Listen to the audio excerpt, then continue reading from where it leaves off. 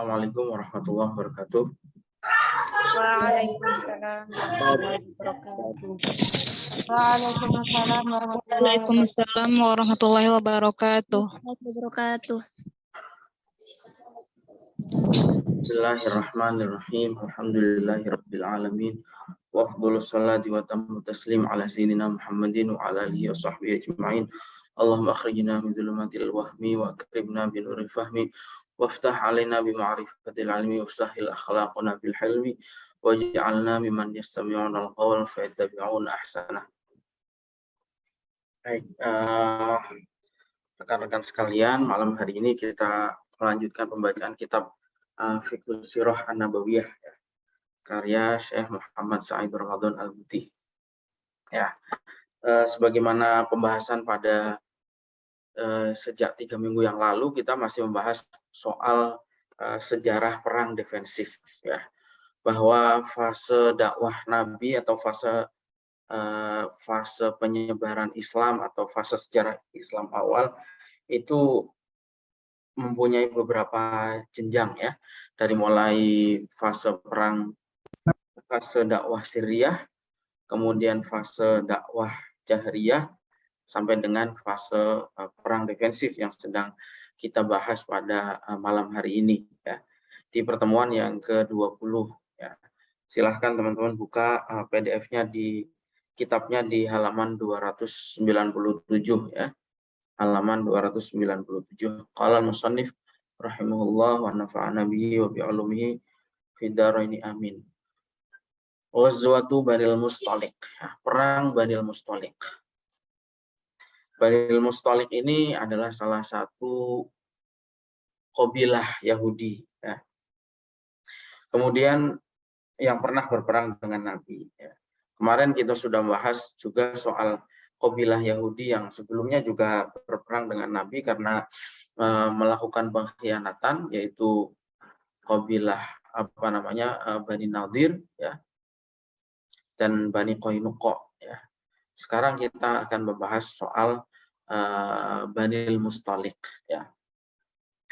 Perang ini juga disebut dengan perang Muraisi', ya. Muraisi' ini adalah nama tempat sebetulnya, nama tempat yang mengandung mata air lah, ya, mata air Muraisi' namanya. Zakar Ibnu Ishaq wa ba'du ulama istirati annaha kanat fil 'ami sadis. Jadi perang ini terjadi pada tahun ke-6 Hijriah, ya, bulan Sya'ban, ya. Itu perangnya adalah pada tahun ke-6 Hijriah pada bulan Sya'ban. Kronologinya adalah sebagai berikut. Wasababuha ma balaghun Nabi sallallahu alaihi wasallam min anna Banil Mustaliq yajma'una lahu wa qaiduhum Al-Harits bin Dirar falamma sami'a Rasulullah sallallahu alaihi wasallam bihim kharaja ilaihim hatta laqiyahum ala ma'in yuqalu lahu Al-Muraisi'. Jadi awalnya adalah Nabi mendengar, ya. Tentu mendengar ini juga bukan berarti tiba-tiba langsung mendengar, ya, karena Nabi juga punya intelijen, ya, punya mukhabarat, punya mata-mata yang mengabarkan bahwa Banil Mustaliq itu sudah berkumpul di bawah pimpinan Harits bin Dirar, ya. Mereka ingin menyerang Rasulullah. Pada saat mendengar kabar tersebut, kemudian Rasulullah bergegas menemui mereka di mata air Muraisi' ini, ya. Terjadilah kemudian perang, ya, dan intinya adalah singkatnya dimenangkan oleh umat Islam. Ini sebetulnya menurut riwayat-riwayat yang lain sebetulnya tidak terjadi kontak fisik secara langsung, tetapi terjadi perang panah, ya, saling memanah, ya, itu di tempat tersebut. Di perang ini juga orang-orang munafik banyak yang ikut, ya, sebetulnya karena yakin bahwa umat Islam pasti menang dan akan mendapatkan ghanimah yang banyak, ya. Karena itu orang-orang munafik yang biasanya nggak ikut, ini ikut karena mengharap ghanimah, ya. Nah, pada masa ini juga, ya, kan kemudian perang dan kemudian dibagi ghanimahnya. Setelah itu ada zaman dulu kalau perang ada tawanan ya, tawanan yang laki-laki maupun tawanan yang perempuan. Biasanya tawanan laki-laki ya dijadikan budak untuk menjadi pelayan. Kalau tawanan perempuan ya kadang-kadang dinikahi ya. Nah, pada saat itu juga sahabat menanyakan soal hukum azl. Azl itu apa? Azl itu adalah ketika seorang suami istri ya berhubungan kemudian mengeluarkan spermanya tidak di dalam rahim perempuan ya, seperti itu. Kemudian kata Nabi ya nggak masalah gitu. Karena kalau memang takdirnya akan menjadi kalau memang takdirnya menjadi manusia, maksudnya hamil ya sudah takdirnya. Tapi kalau memang tidak takdirnya, ya itu juga tidak akan terjadi gitu. Maksudnya kalau misal walaupun tidak dikeluarkan di dalam rahim, kalau memang takdirnya jadi manusia ya jadi gitu. Seperti itu. Sebaliknya meskipun spermanya itu ditaruh di rahim perempuan, tapi kalau takdirnya tidak akan hamil, ya juga tidak akan hamil gitu intinya. Gitu. Pada saat peristiwa ini juga hampir terjadi pertikaian antara oknum ya, orang Ansor dan orang Muhajirin ya. Tapi kemudian berhasil didamaikan. Pada saat mendengar kabar pertikaian itulah seorang munafik yang bernama Abdullah bin Ubay bin Salul itu kemudian menghina umat Islam ya. Karena memang zahir sebetulnya orang Yahudi yang tidak pernah masuk Islam meskipun lahirnya Islam ya, Abdullah bin Ubay bin Salul ini. Karena itu ketika mereka bertikai, Abdullah bin Ubay bin Salul langsung, cara orang Jawa itu misuh ya, mencemooh ya. Orang-orang pendatang ini cuman bikin ribut di sini gitulah kasarnya. Dulu jumlah mereka sedikit, sekarang hampir mengalahkan penduduk asli gitu. Seperti itu. Kata Abdullah bin Ubay bin Salul itu mengibaratkannya seperti orang memelihara anjing sampai anjingnya gemuk, dan setelah gemuk itu menerkam majikannya gitu. Seperti itu. Nah, waktu itu ucapannya Abdullah bin Ubay bin Salul ini terdengar seorang anak kecil yang bernama Zaid bin Arqam, yang kemudian melaporkan kepada orang tuanya dan disampaikan kepada Nabi ya. Pada waktu itu Nabi sedang bersama Umar, dan Umar langsung emosi mendengar ucapan seperti itu. Kata Umar, wahai Rasulullah, perintahkan Abbad bin Bashar untuk membunuh Abdullah bin Ubay bin Salul. Tapi kemudian kata Nabi, jangan Umar gitu. Pakai nanti kalau orang bilang bahwa Muhammad, fakaifa ya Umar idza tahaddatsan nas anna Muhammadan yaqtulu ashabahu gitu. Wahai Umar, ya jangan seperti itu. Gimana kalau nanti orang-orang akan bilang bahwa Muhammad membunuh sahabatnya. Jadi jangan gitu. Tapi karena memang sudah kondisinya itu nggak kondusif ya, udah ribut. Karena itu kemudian Rasulullah bilang, ayo segera jalan. Biasanya nggak seperti itu ya. Biasanya Rasulullah kalau habis perang ya istirahat dulu ya, dan seterusnya, nggak buru-buru. Tapi ini buru-buru ya. Karena memang kondisinya orang meredam amarah ya kepada Abdullah bin Ubay bin Salul ini yang sudah menghina orang-orang Islam ya, orang-orang Muslim. Padahal lahirnya dia sendiri juga Islam, tapi dia orang munafik ya. Seperti itu. Karena kemudian Rasulullah berjalan dengan sahabatnya, enggak dikasih berhenti ya. Terus saja jalan itu. Sampai maksudnya Rasulullah adalah agar orang-orang sahabat ini melupakan apa yang tadi diucapkan oleh Abdullah bin Ubay bin Salul itu. Sampai sahabat-sahabat ini kelelahan ya. Akhirnya ketika kelelahan itulah kemudian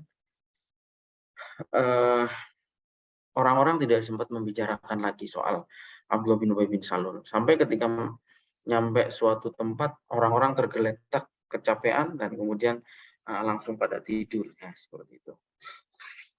Nah, terkait dengan ini juga kemudian turun a'udzubillahi minasyaitonir rajim yaquluna la irja'na ilal madinati la yukhrijanal a'azzu minhal adhal walillahil 'izzatu wa lirasulihi wa lil mu'minin walakinnal munafiqina la ya'lamun. Ya. Bahwa Allah menegaskan bahwa kemuliaan itu ya bagi Allah, bagi Rasulnya, dan bagi orang-orang mukmin gitu. Nah, seperti itu. Tidak seperti yang dikatakan oleh Abdullah bin Ubay bin Salul itu. Nah, pada saat itulah kemudian orang sudah sampai di Madinah, semua orang menunggu apa sikap Rasulullah kepada Abdullah bin Ubay bin Salul. Orang sudah memperkirakan bahwa Rasulullah pasti akan menghukum berat.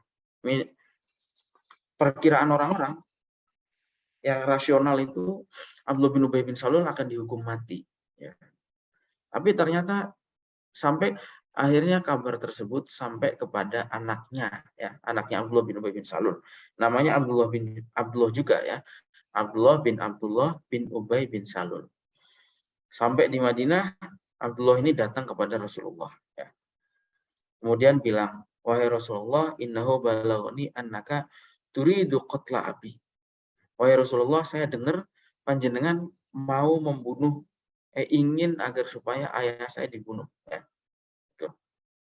Kalau memang ayah saya harus dibunuh, perintahkan saya untuk melakukan itu, untuk yang melakukan pembunuhan itu. Ya. Meskipun orang tua saya, biar saya aja yang bunuh. Karena demi Allah, orang-orang Khazraj tahu bahwa saya adalah orang yang paling bakti kepada orang tua. Itu. Nah, dan karena sayangnya saya kepada orang tua saya dan baktinya saya kepada orang tua saya nggak ingin suatu saat saya melihat orang yang membunuh ayah saya masih hidup berkeliaran. Ya, seperti itu. Saya khawatir saya nggak kuat terus orang yang bunuh ayah saya itu saya bunuh. Akhirnya sehingga saya masuk neraka, saya nggak mau. Gitu. Biar kalau memang ayah saya harus dibunuh, biar saya yang bunuh. Gitu. Tapi kemudian apa kata Rasulullah? Lihat. Kata Rasulullah, bal nataraffaqu bihi wa nuhsinu suhbatahu ma baqiya ma'ana. Enggak, jangan begitu. Itu kata Rasulullah. Kita bahkan harus berbuat baik sama dia. Itu. Dan kita sebaik mungkin bermuamalah sama dia selama dia masih tinggal di sini. Ya, lihat bagaimana Rasulullah itu bijaksananya dan sayangnya kepada umatnya, meskipun umatnya ini umat yang berkhianat kepada beliau. Wa ja'ala ba'da dzalika idza hadatsa Abdullah bin Ubay bil hadis kana qaumuhu humul ladzi yu'atibunahu wa yu'annifunahu. Tapi justru karena Rasulullah berbuat baik sama dia dan Abdullah bin Ubay bin Salul masih hidup, akhirnya orang-orang selalu membicarakan dia. Itu pengkhianat. Orang-orang ini bilang begitu semuanya, ya. Dicaci maki, inilah Abdullah bin Ubay bin Salul itu. Kemudian Rasulullah bilang sama Umar, Umar, sekarang gimana keadaannya? Dulu kalau saya mengeksekusi Abdullah bin Ubay bin Salul, sebelum terbukti dia salah, ya, orang akan bilang bahwa Muhammad membunuh sahabatnya. Tapi kalau sekarang, wahai Umar, sekarang orang sudah tahu semua bahwa dia itu adalah pengkhianat. Gitu. Nah, kemudian kata Umar, yes, Kanjeng Nabi, saya nyerah kalau masalah itu. Saya menyaksikan bahwa bahwa yang diputuskan oleh Rasulullah itu adalah keputusan yang terbaik dan yang paling banyak barokahnya. Seperti itu. Nah, udah selesai ya soal perang Banil Mustalik, ya. Sekarang membahas soal khabarul ifki atau biasanya disebut hadisul ifki, ya. Ini adalah salah satu peristiwa hoax lah. Mungkin kalau orang sekarang ya menyebutnya hoax yang paling parah atau paling keji, paling kejam, ya, yang pernah ada di masa Rasulullah. Ya. Karena menimpa orang kesayangan beliau sendiri, yaitu Sayyidah Aisyah. Ya. Jadi ini hoax yang paling besar, paling keji. Ya. Zaman dulu saja yang namanya hoax itu sudah ada. Ya. Apalagi zaman sekarang. Ya. Tapi ya Makanya kita harus belajar ya dari peristiwa yang dialami oleh Sayyidah Aisyah ini, bahwa ya bagaimana kita menyikapi hoax dan bagaimana seharusnya. Kita akan belajar dari sini ya. Ya, wa fi munsharifil muslimina min hadhil ghazwati kana haditsu Aisyah wa qawlu ahli al-ifki fiha wa nahnu nasuqu laka khulasata ma ja'a fi sahihain min dalik. Jadi ini sebetulnya terjadi pada saat selesai perang Banil Mustalik. Jadi gini, Rasulullah itu kan setiap kali bepergian kemanapun ya, karena istri beliau ini banyak, karena itu diundi, dan itu aturan di fikih memang begitu ya. Kalau orang istrinya banyak itu diundi. Nanti siapa yang keluar dia yang diajak. Waktu itu yang keluar adalah namanya Sayyidah Aisyah. Karena itu Sayyidah Aisyah ikut dalam perang Banil Mustalik ini, ikut berangkat maksudnya ya. Meskipun tidak terlibat di dalam pertempuran. Nah, pada saat selesai perang ya, itu kemudian terjadi peristiwa ya, yang diceritakan oleh beliau sendiri dalam suatu hadis ya. Jadi gini, falamma faraqa Rasulullah sallallahu alaihi wasallam min ghazwatihi tilka wa qafala ya. Jadi ketika Rasulullah itu sudah selesai berperang Banil Mustalik itu, dan kemudian selesai perang ya, kemudian pulang. Malam itu juga ya berangkat perang. Tapi waktu rombongan itu berangkat, saya tuh lagi ada kebutuhan ya. Lagi ada kebutuhan.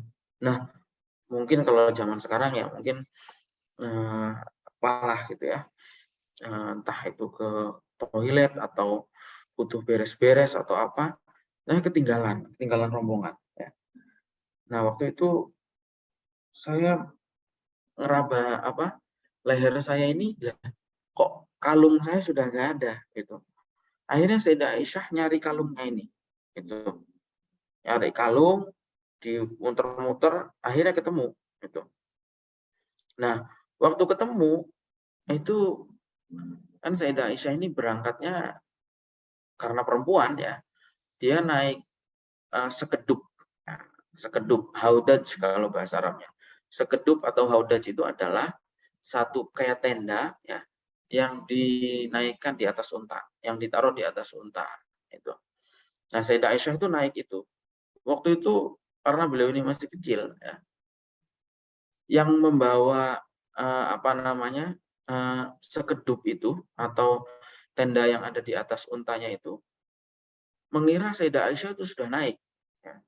Kalau cara sekarang dikiranya sudah naik mobil lah, nggak diperiksa, namanya sahabat kan nggak berani untuk melihat-lihat ke dalam ya, nggak berani ngecek di tirai itu di dalam ada orang apa enggak ya. Karena itu jalan aja, yang bawa sekedupnya ini jalan. Nah, Sayyidah Aisyah masih ketinggalan.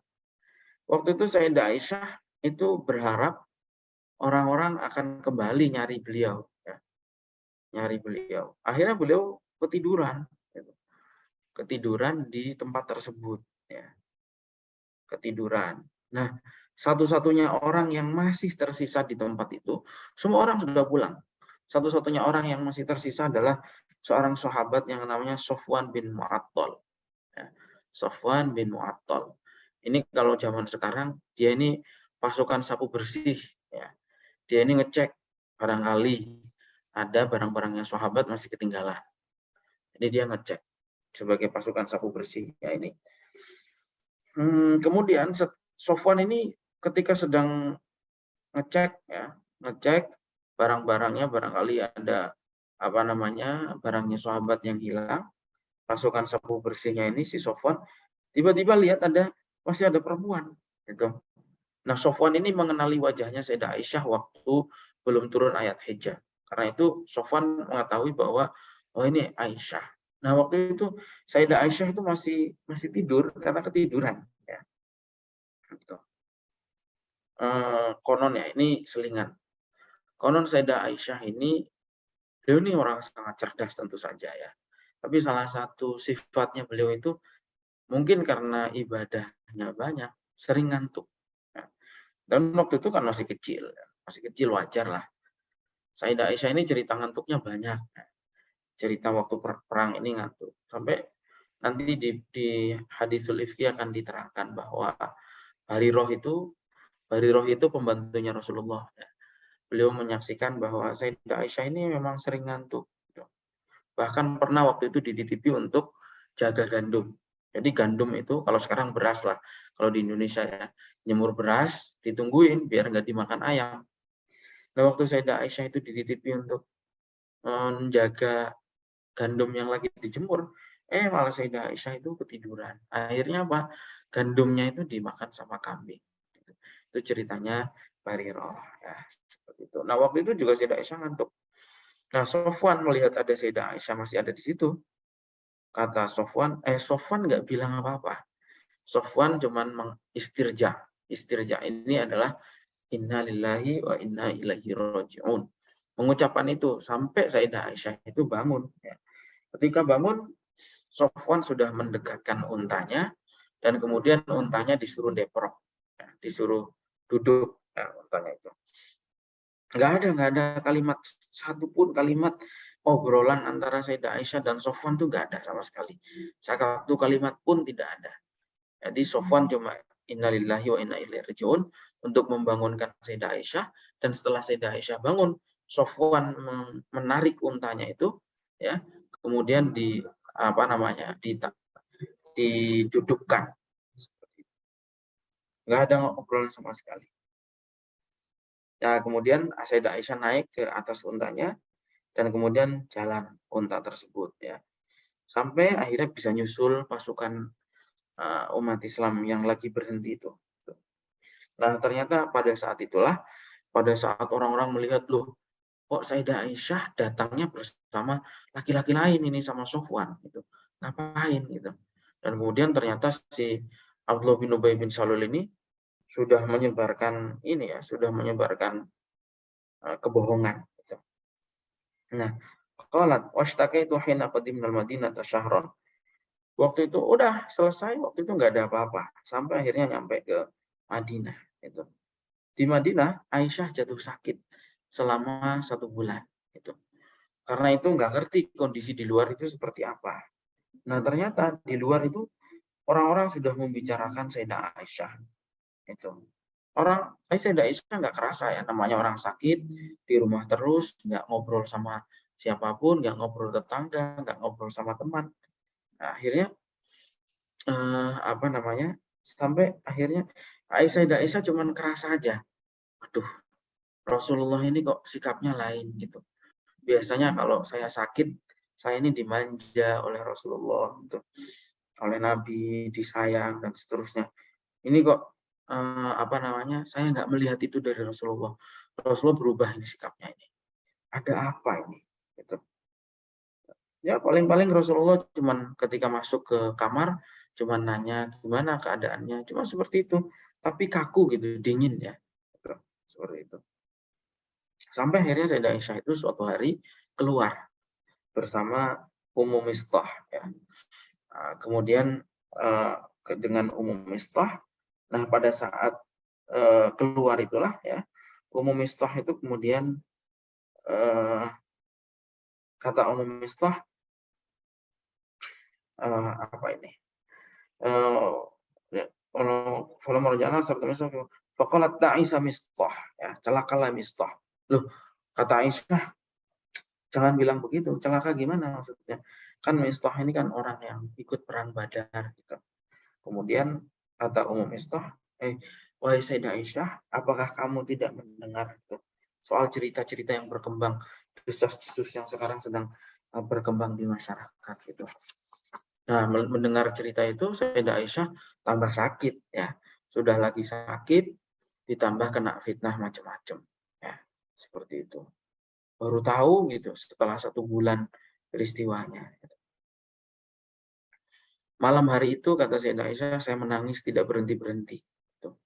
Bahkan saya tidak bisa tidur. Gitu. Bahkan waktu itu ya saya nggak mau celak. Waktu itu saya tiba-tiba mengetahui bahwa Rasulullah itu meminta pendapat kepada para sahabatnya. Itu. Dan mungkin saya sudah berpikir, saya ini bakal dicerai. Gitu. Kata Sayyidah Aisyah. Kayaknya saya bakal dicerai. Gitu. Rasulullah bermusyawarah dengan sahabatnya. Itu. Kemudian kata sahabatnya memberi pendapat, wahai Rasulullah, Sayyidah Aisyah itu istri panjenengan dan saya tidak pernah melihat kecuali kebaikan. Orang-orang bersaksi begitu. Semua bersaksi bahwa Sayyidah Aisyah ini orang baik. Tapi kemudian ada juga yang bilang, wa minhum man yaqulu lam yadhiqallahu alaikan la atau lima yadhiqallahu alaika an-nisa'u katsirun. Kata salah seorang ya. Ini sebetulnya Sayyidina Ali ya, meskipun nggak disebut.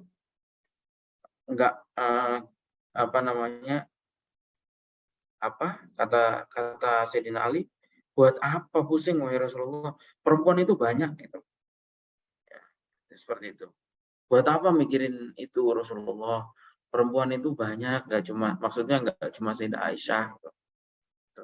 Gini, ini selingannya. Jadi ini, saat Sayyidah Aisyah ini gara-gara ucapan Sayyidina Ali ini ya, itu jadi agak nggak enak antara Sayyidah Aisyah dengan Sayyidina Ali. Ya kan Sayyidina Ali kan komentarnya begitu ya. Rasulullah buat apa pusing-pusing, perempuan tuh banyak, nggak hanya Sayyidah Aisyah. Maksudnya kalau pengen nikah lagi ya gampang gitu, banyak. Mungkin begitu ya tafsirannya gitu. Karena itu Sayyidah Aisyah dengar begitu ya, jadi nggak enak hubungannya gitu. Bahkan Sayyidah Aisyah itu ya, kalau kita perhatikan di dalam hadis-hadis yang diriwayatkan oleh Sayyidah Aisyah itu hampir tidak pernah menyebut nama Ali. Itu ya ini manusiawi lah sebetulnya, dan itu bukan satu aib lah. Nah, jadi karena ketersinggungan mungkin atau karena nggak enaknya itu, bahkan Sayyidah Aisyah itu kalau mau nyebut Ali ya mungkin rojulun gitu, misalnya atau apa, menggunakan kalimat-kalimat yang tidak pernah menyebut namanya. Nah kemudian Ali menyarankan untuk tanya saja Bariroh gitu, budaknya Bariroh itu seperti apa itu. Kemudian Rasulullah memanggil Bariroh, dan ketika dipanggil Bariroh itu, Bariroh, gimana Anda melihat Aisyah itu? Kata Bariroh jawabannya sama, saya nggak pernah melihat kecuali kebaikan. Kemudian sampai akhirnya kesel, Rasulullah itu kesel ya waktu itu. Dan akhirnya Rasulullah naik ke mimbar, kemudian pidato ya. Wahai umat Islam ya ma'syarul muslimin. Mayya'dzur, kata Rasulullah, siapa orang yang sudah menyakiti keluarga saya, menyebarkan kabar yang belum jelas benarnya. Kemudian orang-orang sahabat menjawab, wahai Rasulullah, kata Rasulullah, padahal saya ini tidak pernah melihat istri saya kecuali kebaikannya. Dan juga yang difitnah adalah Sofwan bin Mu'attal. Sofwan bin Mu'attal ini juga terkenal sebagai laki-laki yang sangat baik, yang nggak macam-macam, nggak aneh-aneh. Kemudian berdirilah Sa'ad bin Mu'adz. Kata Sa'ad bin Mu'adz, wahai Rasulullah, kalau memang laki-laki itu dari suku Aws, dari suku yang dipimpin oleh dia ya, saya siap, saya korbankan orang itu, saya serahkan gitu. Tapi kalau memang dari Khazraj, itu kita musyawarahkan, terserah pada suku Khazraj mau diapakan orang tersebut ya. Sampai akhirnya orang ribut, saling ya, maksudnya ingin masing-masing prihatin lah dengan apa yang dialami oleh Rasulullah. Dan kemudian Rasulullah masuk ke kamar, Aisyah ditemani oleh orang tuanya, ayah ibunya, Abu Bakar dan istrinya, karena mengkhawatirkan Aisyah. Aisyah menangis tidak berhenti-berhenti ya. Kemudian Rasulullah sendiri sudah sebulan nggak menerima wahyu itu. Nggak ada petunjuk soal harus ngapain itu, tidak ada petunjuknya.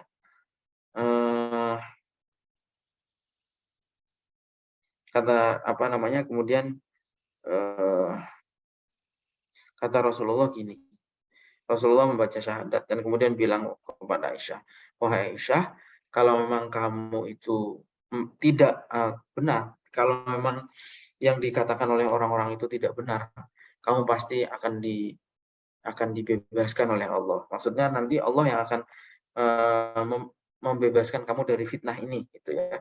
Tapi kalau memang kamu itu berbuat sesuatu, ya Rasulullah juga nggak ngerti ya.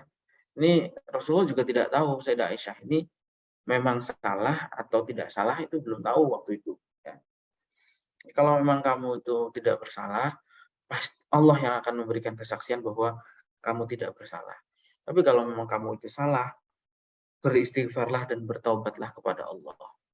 Kata Nabi seperti itu.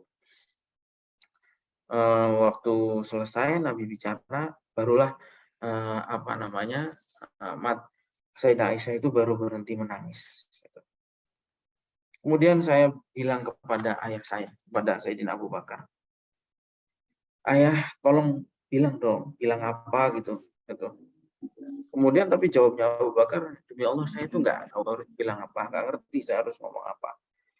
Terus kemudian Aisyah bilang sama ibunya, tolong dong bilang sesuatu gitu. Jadi bela saya gitulah intinya ya, secara kasar, gampangnya begitu. Tapi kemudian ibunya juga bilang, wallahi ma adri ma aqul. Saya juga nggak tahu saya harus bilang apa gitu. Fakultu. Sampai akhirnya kemudian Sayyidah Aisyah akhirnya bilang, fakultu wallahi demi Allah, laqad araftu annakum qad sami'tum bihadza. Wah, demi Allah kalian semua sudah mendengar fitnah tentang saya ini, kalian sudah tahu semua. Dan mungkin kalian sudah percaya fitnah-fitnah itu ya. Kalau seumpama saya bilang bahwa saya ini nggak bersalah, mungkin kalian nggak akan percaya. Dan kalau saya bilang saya bersalah, mungkin kalian semua akan percaya. Dan dalam kondisi seperti ini, ya udah, tidak ada hal yang ingin saya ucapkan kecuali apa yang pernah diucapkan oleh Nabi Yusuf, ya, bahwa fasobrun jamil, wallahul musta'anu ala ma tasifun. Ya, bahwa ya udahlah, yang baik itu ya bersabar. Wallahul musta'anu ala ma tasifun. Dan barulah kemudian saya berbaring di atas ranjang saya gitu.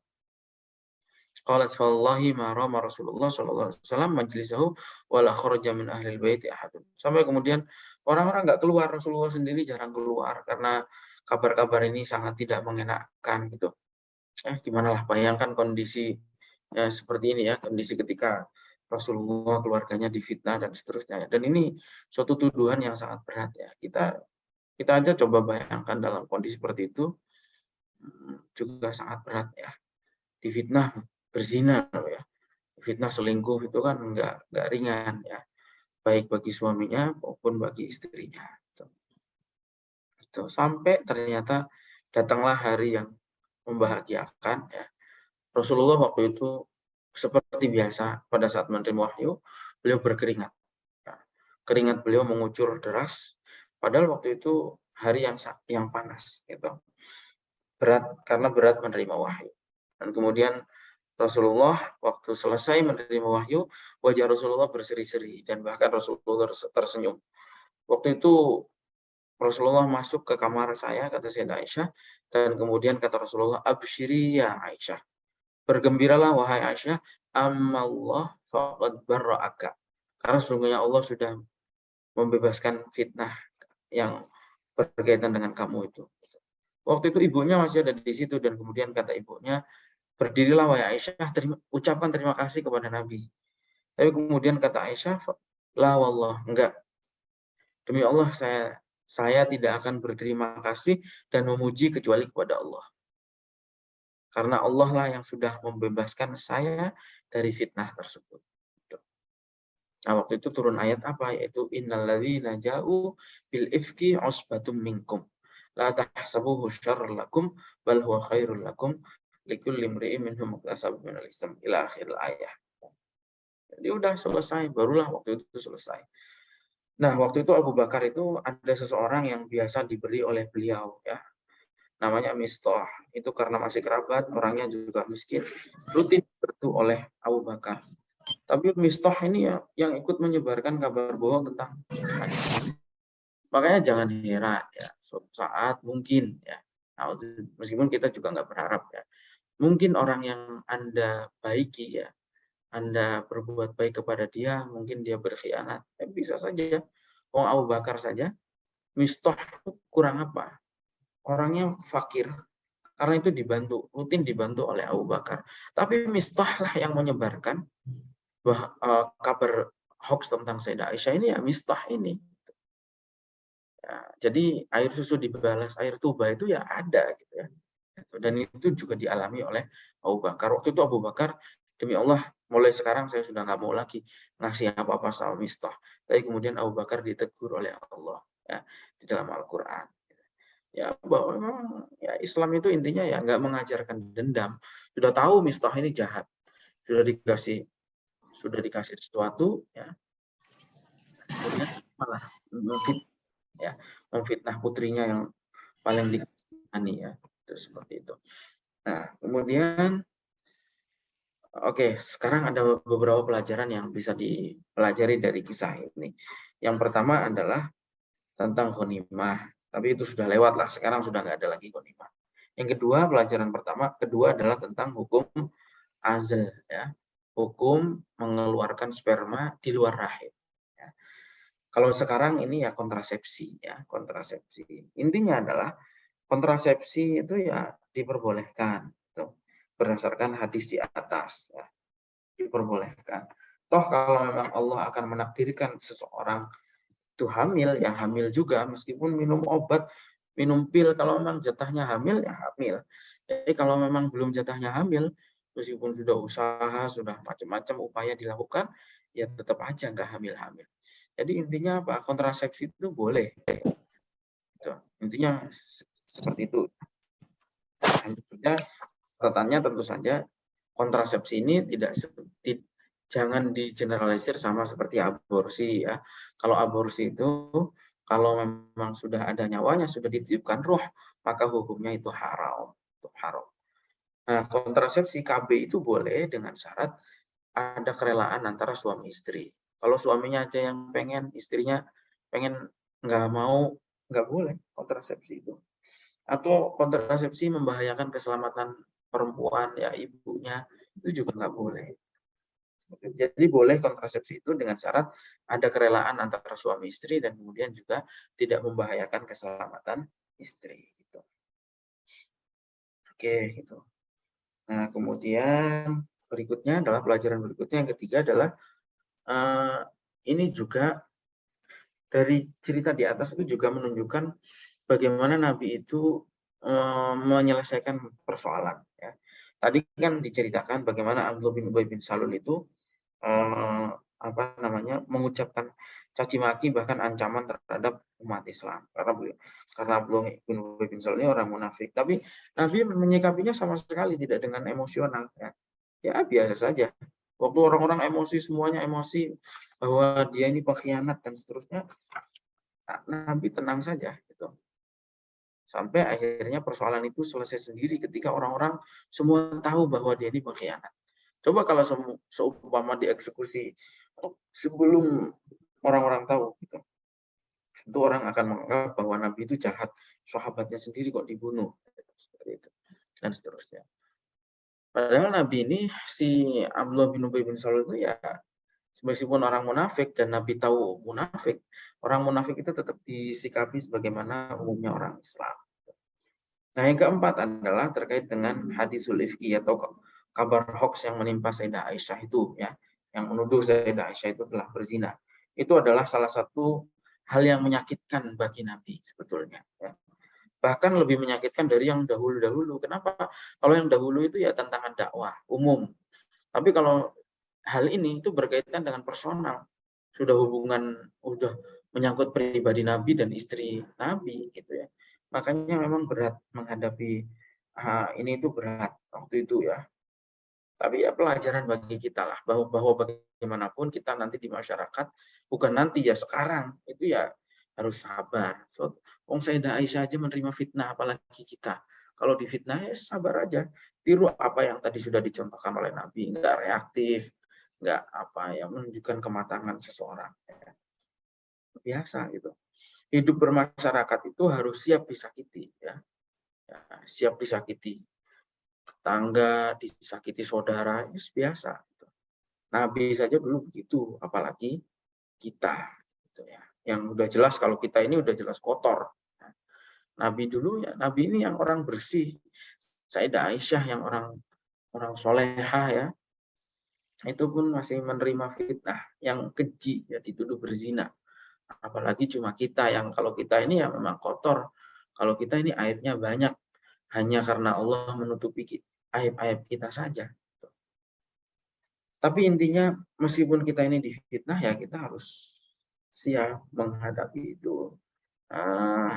Dan sabar mencontoh apa yang tadi dilakukan Nabi. Jadi Nabi ketika menerima fitnah seperti itu kan begini loh. Kita bisa belajar banyak dari Nabi soal itu tadi. Pertama, Nabi tidak reaktif. Orang kan mungkin kalau emosional, waduh istri saya selingkuh langsung ya. Mungkin langsung kayak KDRT lah kalau sekarang, dipukul atau apa atau langsung dicerai. Nabi kan enggak. Diam dulu itu. Sampai betul-betul jelas. Enggak langsung buru-buru ngambil keputusan. Begitu juga Nabi juga enggak langsung menampik, wah itu bohong misalnya. Yang menyebarkan langsung dipukul misalnya kan enggak. Tenang. Nah, kalau sampai betul-betul jelas, ya, kita juga begitu. Suatu saat ada fitnah ya tenang.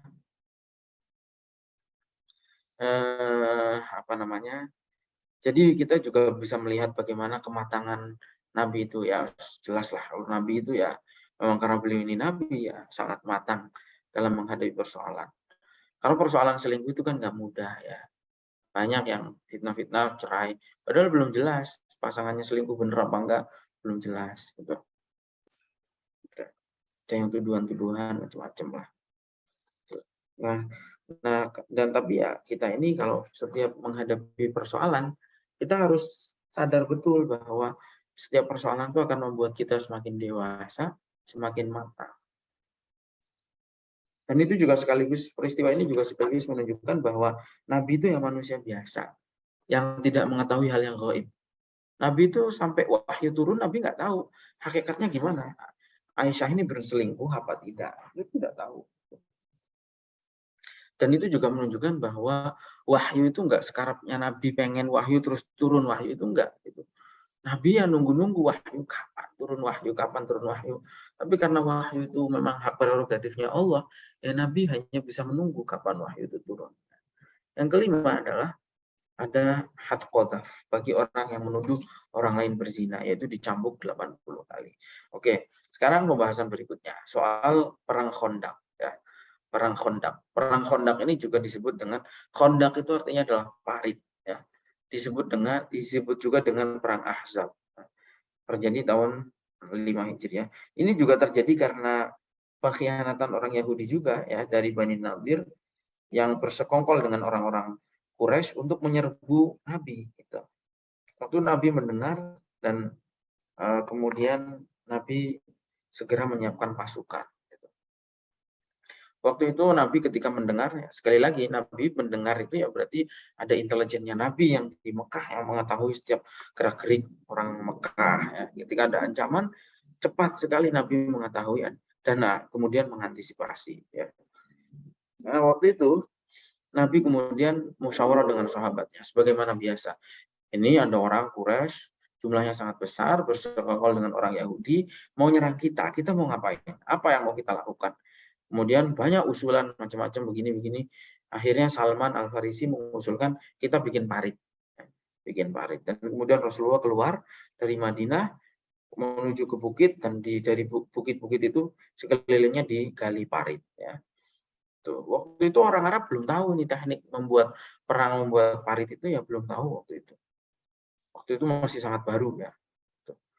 Nah, jumlahnya saat itu orang Islam itu 3.000 dan orang Quraisy berserta sekutu itu jumlahnya adalah 10.000 ya. Jadi 3 kali lipat lebih sebetulnya. Gitu.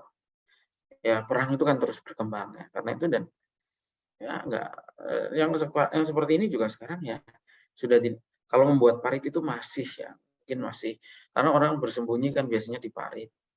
Nembak dari parit dan seterusnya ya. Sampai sekarang meskipun perang-perang sekarang ya terus berkembang, sekarang perangnya pakai drone ya. Nah, waktu itu juga banyak hal dalam perang Khandaq ini ya. Misalnya diantaranya adalah bahwa Rasulullah itu turun langsung sampai perutnya itu, warna kulit perutnya tidak kelihatan lagi karena isinya debu semua. Gitu. Kemudian juga waktu itu Rasulullah waktu itu juga dengan para sahabatnya sangat kelaparan. Di sini juga kita tahu kisah ketika Rasulullah itu mengganjal perutnya itu dengan batu ya. Jadi batu diikat dengan kain untuk menahan perut ya. Ganjal, untuk mengganjal perutnya Nabi yang memang saat itu sedang kelaparan gitu. Sampai akhirnya Jabir itu nggak kuat lihat kondisi seperti itu, pulang. Jabir itu pulang, datang ke istrinya, tanya ke istrinya, "Wahai Bu, punya apa Bu di rumah?" Kata istrinya Jabir, "Ada gandum sedikit sama kambing betina. Itu pun kecil ya, kurus. Ya udah sekarang dimasak gandumnya, ya, kambingnya sembelih. Ya. Kemudian akhirnya dimasaklah. Jabir kemudian bisik-bisik kepada Rasulullah, "Istri saya masak ini. Tolong panjenengan makan, ngajak 1-2 orang aja."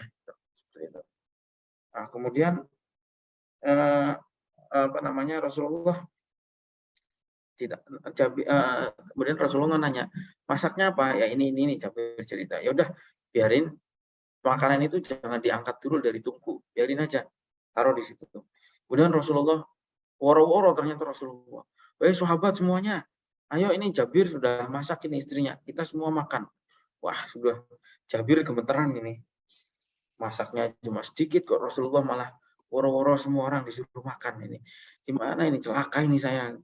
Orang-orang datang nih makanannya nggak ada gitu. Tapi kemudian kata istrinya Jabir, "Udah tenang aja. Kalau memang Rasulullah yang bilang, kita tenang." Rasulullah datang, kemudian dibagi rotinya semua, ternyata diambil lagi, ternyata nggak pernah berkurang. Sampai semua orang makan kenyang. Ya. Bahkan ketika semua orang pergi, ternyata gandum sama dagingnya itu nggak berkurang. Gitu. Ya, ini namanya mukjizat. Ya. Terus kemudian berikutnya adalah pada saat itu juga orang Bani Quraidah mengkhianati Nabi. Gitu. Oke. Terus singkatnya lagi adalah, nah, orang-orang musyrik pada saat datang ke Madinah ya kaget kok sudah ada ini. Akhirnya apa? Waktu itu memang tidak terjadi kontak fisik ya, karena antara orang Quraisy dan orang Islam, pasukan Muslim itu terharang parit. Akhirnya mereka cuma bisa ngepung, ya, itu nggak bisa menyerang pasukan Muslim. Sehingga sebetulnya nggak ada. Tapi pasukan musyrik itu akhirnya bubar dengan 2 hal. Yang pertama adalah ada seorang yang bernama Nu'aim bin Mas'ud itu masuk Islam. Pada saat masuk Islam itulah dia kemudian memecah barisan orang Quraisy dan sekutunya, ya, orang-orang Yahudi. Yang kedua, Allah mengirimkan angin yang sangat besar sehingga tenda-tendanya orang Quraisy itu semuanya kabur semua, kena angin, ya. Itu. Nah, kemudian waktu itu Rasulullah akhirnya woro-woro kepada sahabatnya. Di malam yang sangat dingin, angin yang sangat kencang, Rasulullah bilang, "Siapa yang mau menjadi intel saya masuk ke barisan kaum musyrikin?" Nggak ada yang berdiri waktu itu sampai 3 kali, sampai akhirnya Rasulullah nunjuk Hudzaifah. "Wahai Hudzaifah, kamu berdiri, berangkat ke sana, lihat orang-orang Quraisy kondisinya seperti apa." Dan kemudian dari situlah Hudzaifah ini, dari situlah Rasulullah ngerti bahwa orang-orang Quraisy ini udah kocar-kacir dan pulang ke Mekah.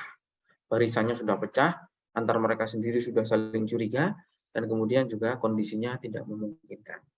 Nah, Hudzaifah ini siapa? Harus kita tahu. Hudzaifah itu adalah orang yang dijuluki sebagai sahibu sirri Rasulillah. Rasulullah itu paling nyaman ya cerita itu ya kepada Hudzaifah. Karena Hudzaifah ini terkenal sebagai orang yang sangat rapat menyimpan rahasia. Itu. Jadi Rasulullah itu ya nitip rahasianya ke Hudzaifah. Dijuluki sebagai Shahibus Sirir Rasulillah, pemegang rahasianya Rasulullah. Bahkan nama-nama orang munafik itu siapa saja, Hudzaifah tahu. Gitu. Tahu dari Rasulullah. Sahabat yang lain nggak tahu. Sampai suatu kali Umar itu pernah nanya Hudzaifah. Sampai Umar itu ngancam. Kamu kalau ngomong-ngomong, pertanyaannya sepele. Umar cuma pengen nanya, saya ini ya saking tawaduknya Umar ya, saking takutnya Umar. Saya ini ada di daftar orang munafik apa enggak? Itu dulu Umar sampai pernah nanya seperti itu kepada Hudzaifah. Nah makanya kita itu nggak boleh gampang-gampang ngecap orang itu munafik, itu nggak boleh. Karena dulu zaman Nabi saja sahabat itu nggak tahu siapa yang munafik. Yang tahu cuma Nabi. Kenapa Nabi tahu? Karena ada wahyu. Gitu. Karena menerima wahyu. Orang munafik itu kan nggak kelihatan. Gitu. Dan karena nggak kelihatan kita nggak boleh menuduh.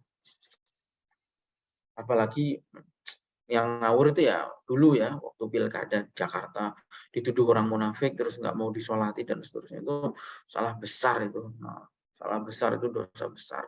Ya. Orang nggak tahu siapa yang munafik. Kalaupun orang munafik itu muamalahnya di dunia sama seperti orang Islam.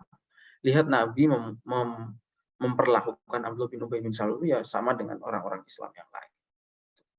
Nah dari pada saat perang Khandaq ini juga Nabi waktu itu sempat qadha sholat ya, ketinggalan sholat asar, ternyata sebelum sholat asar sudah maghrib, seperti itu. Ada beberapa hal yang bisa kita jadikan pelajaran dari perang Khandaq ini, yaitu tentang pengkhianatan orang Yahudi, dan kemudian adalah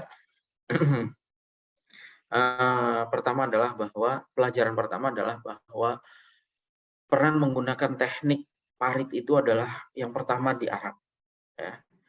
Dan itu usulannya dari orang Persia. Itu menunjukkan bahwa ilmu pengetahuan itu dari manapun sumbernya itu harus diterima. Ya. Itu adalah al-hikmah dhalatul mu'minin. Yang kedua adalah peristiwa Khandaq ini juga menunjukkan bagaimana persamaan di dalam Islam. Lihatlah bahwa Nabi itu ya kerja langsung. Enggak Nabi itu duduk santai-santai, sahabatnya bekerja keras, tidak. Tapi Nabi itu ya ikut bekerja. Gitu. Karena memang Nabi tidak merasa lebih unggul daripada yang lain. Nabi ya merasa sama dengan yang lain. Gitu. Nggak seperti sekarang. Kalau sekarang kan pimpinan-pimpinan itu cuman dipeletakkan batu pertama terus pergi ya. Kalau Nabi ini ikut kerja, gitu. Ikut kerja. Ya, sampai diriwayatkan kan tadi warna kulit perutnya Rasulullah ini nggak kelihatan karena sudah tertutup debu. Ya, gitu. Dan penulis kitab ini, Fiqhus Sirah yang kita baca ini juga begitu ya. Orangnya sama, sederhana sekali. Bahkan kalau belanja ke pasar, beliau ini ulama besar, tapi belanja ke pasar itu ya belanja sendiri. Gitu. Kalau kata di sini kalimatnya, kalau susah itu ya susah bareng, lapar itu ya lapar bareng, kalau harus makan ya harus makan bareng-bareng. Nabi nggak mau makan sendiri, diaturi oleh Jabir makan sendiri bersama dengan 1-2 orang, ya nggak mau. Gitu. Tapi kalau memang lapar ya harus ditanggung bersama laparnya. Lapar semua, kenyang semua, seperti itu. Dan dasarnya bukan demokrasi, kata penulis kitab ini. Tapi memang dasarnya adalah ubudiyah, bahwa kita semua beribadah atau kita semua ini hamba di hadapan Allah. Karena itu ya makomnya sama. Itu tidak ada yang lebih utama daripada yang lain. Itu ya clear saya kira. Ini kita suatu saat jadi pemimpin harus niru Nabi, kerja turun langsung ke lapangan, nggak sekedar merintah, tapi juga ya tidak menganggap dirinya lebih unggul sama yang lain. Gitu.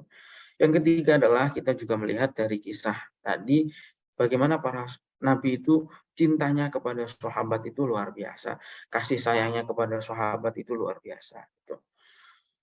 Kalau nabi ingin enak-enak saja, jadi nabi pengen harta gampang, jadi nabi pengen singgasana ya gampang. Gitu. Sahabatnya sangat loyal, tapi nabi tidak. Gitu. Nabi menganggap bahwa beliau ini pelayan, sehingga ya namanya pelayan ya bekerja susah bareng ya dan seterusnya. Kalau misalnya dapat nikmat itu ya sekecil apapun nikmat itu harus dinikmati bersama, harus dibagi bersama. Sebaliknya sebesar apapun ujian yang datang ditanggung bersama-sama. Itu ada di halaman 324 ya. Tuh. Nah, gitu. Ini menarik lah, saya kira ini pelajaran bagi kita yang sangat penting gitu. Yang keempat adalah bagaimana Nabi musyawarah tadi ya. Ini juga sudah dibahas pada pembahasan yang dulu ya, bahwa Nabi itu dalam keadaan apapun selalu melibatkan sahabatnya dalam musyawarah. Yang kelima adalah dengan apa atau berkat apa sebetulnya kemenangan itu diraih oleh umat Islam? Jawabannya adalah ya tentu selain memang secara lahir Nabi itu mempersiapkan ya. Jadi Nabi ini juga bukan berarti tangan kosong terus apa dan lain-lain, enggak. Nabi ini juga persiapan, tapi kunci kemenangannya adalah di mana? Kunci kemenangannya adalah wasilatut tadarru' ila Allah wal iktsar minal iqbali alaihi bidduai wal istighosati. Ya sebetulnya kunci kemenangannya Nabi itu ya karena Nabi merendahkan diri di hadapan Allah, memperbanyak doa dan istighosah, meminta pertolongan kepada Allah. Itu kunci kemenangannya. Buktinya apa? Ya buktinya menangnya bukan karena apa-apa, tapi karena Allah mengirimkan angin yang sangat besar sehingga membuat tenda-tendanya orang-orang Quraisy itu hancur, barang-barang mereka kedinginan, kena penyakit dan seterusnya, akhirnya bubar sendiri. Ya. Barisan mereka juga pecah. Itu dari mana angin-angin itu ya? Tentu anginnya datang dan seterusnya lah. Sebetulnya sekarang pun ya kita mudah saja kita itu. Kalau sekarang mungkin kalau orang yang beriman yang anggap itu pertolongan alam. Tapi kalau kita orang beriman ya memang itu pertolongan. Karena apa? Ya karena doa, karena merendah di hadapan Allah dan seterusnya. Istighosah. Yang keenam, Nabi tadi kan ketinggalan sholat asar. Sudah maghrib, sudah matahari sudah terbenam, Nabi belum sholat asar. Sudah belum sholat asar. Nah, itu menunjukkan, dan Nabi kemudian mengqadha. Ini menunjukkan bahwa orang yang meninggalkan sholat itu wajib diqadha ya, dan tidak harus nunggu waktunya. Misalnya kita hari ini tidak sholat asar karena ketiduran misalnya, itu tidak harus nunggu asar besoknya. Kita ingatnya pas maghrib atau pas isya, oh ya, aduh tadi belum sholat asar. Nah, itu harus langsung sholat pada saat itu juga. Ya. Dan meninggalkan sholat itu ada dua, ada yang karena uzur dan ada yang tidak karena uzur. Kalau yang tidak karena uzur itu ya, kalau yang karena uzur itu tidak dosa. Kayak misalnya ketiduran, lupa, ya dan seterusnya. Tapi kalau misalnya tidak ada uzur, karena lagi asik main game atau nonton misalnya, sampai nggak mau sholat, itu haram hukumnya. Ya, saya kira itu beberapa pelajaran yang bisa diambil dari kisah malam hari ini. Ya, 3 hal sebetulnya tadi yang kita bahas. Yang pertama adalah soal perang Bani Mustalik, kemudian tentang hadisul ifki, ya, dan kemudian tentang perang Khandaq. Ya. Banyak pelajaran tadi yang bisa kita ambil dari kisah-kisah ini ya. Pelajaran hidup yang sangat penting ya. Menghadapi fitnah dari orang-orang yang mungkin kita sudah berbuat baik sama mereka ya. Dan kemudian juga bagaimana kematangan Nabi ya dan seterusnya. Ya. Saya kira banyak, nanti kalau masih perlu silahkan dibaca lagi kitabnya ya. Kalau untuk pendalamannya. Silahkan, ada yang ingin ditanyakan? Kalau ada yang ingin ditanyakan, silahkan. Masih ada waktu 2-3 menit. Silahkan. Kalau tidak ada, kita cukupkan sampai di sini ya. Silahkan kalau ada yang mau disampaikan, pertanyaan atau catatan apapun silahkan. Tapi kalau tidak ada ya. Ya, mudah-mudahan dipahami ya. Mudah-mudahan bisa dipahami sehingga pengajian ini bermanfaat ya. Sampai kita sambung lagi pada hari Rabu yang akan datang. Assalamualaikum warahmatullahi wabarakatuh. Waalaikumsalam warahmatullahi wabarakatuh. Waalaikumsalam warahmatullahi wabarakatuh.